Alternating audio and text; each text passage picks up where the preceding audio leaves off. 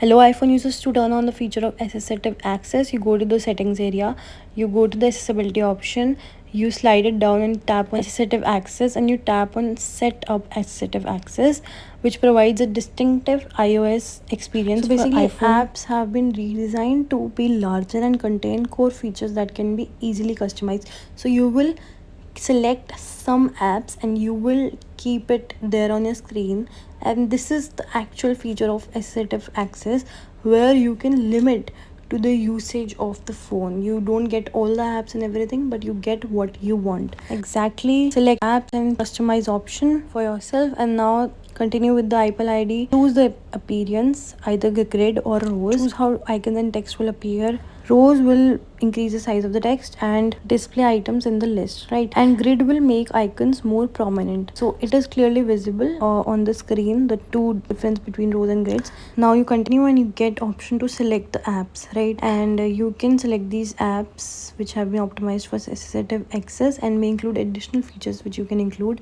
right? And there are more. Those four were the more prominent one, and you can allow some access for the particular reasons which you can read when you tap on the particular app, like allow Snapchat to access Bluetooth, right? So you will let it allow in that assistive access, not in the normal zone. We are going in a different zone of a phone, right? And here are the instructions. So emergency service, notification from apps, privacy information, etc. Everything is there. You just read it out and you continue. So here you can get your phone logged using Face ID and a passcode which will be set up for the iPhone, and confirm the primary user of this iPhone can authenticate with Face ID as well. The password I just mentioned, I have to re-enter it, and now set recovery Apple ID, so which you can add. It's a call you can make, and now you tap and continue, and here you start the journey of assistive access.